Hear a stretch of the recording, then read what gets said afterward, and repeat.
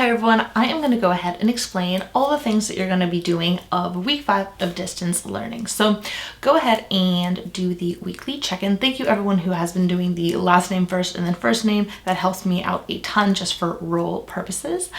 Go ahead and do the weekly check-in and then the notes. These are not going to be graded or anything like that, but basically what we have been doing is looking at natural selections and things like that. So the video is about 5 minutes, really short, and it basically covers all of the evidence of evolution. So it talks about fossils, it talks about anatomical evidence, as well as the embryology. So we have done the homologous structures, I think it was like 2 weeks ago.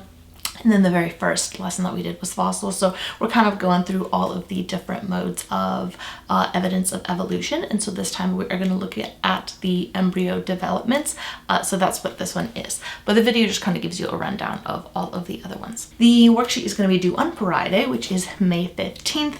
It will be in Google Classroom, and all of the directions are on there. So you can go ahead and fill it out. Basically, all it is a data table and then a follow-up question. So there's 2 ways that you can do the lab. As always, if you would like to print out the sheet and then cut up all of the little photos, you can go ahead and put them in order based on very beginning of development till the end. So like, what does the pig look like through its evolution, not evolutionary stage, but as it is developing? What does the pig look like as it's developing? What does a human look like as it's developing? Things like that.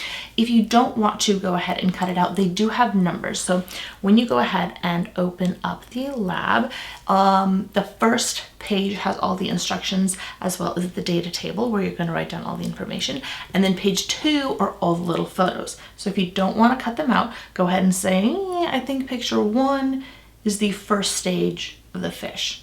I think picture number 11 is number 2. So they have numbers. Go ahead and look at the data table. Go ahead and look at the fish. Which number is the first stage of development? Which number picture is the second stage? And then what is going to be the third stage of development? Go ahead and do that for all of the organisms. So we got the fish, the chick, the calf, the human, and the pig. So you're looking at 5 different organisms.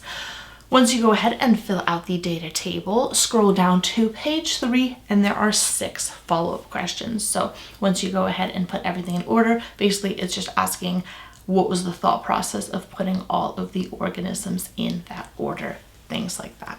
So that sheet is going to be due on Friday, May 15th.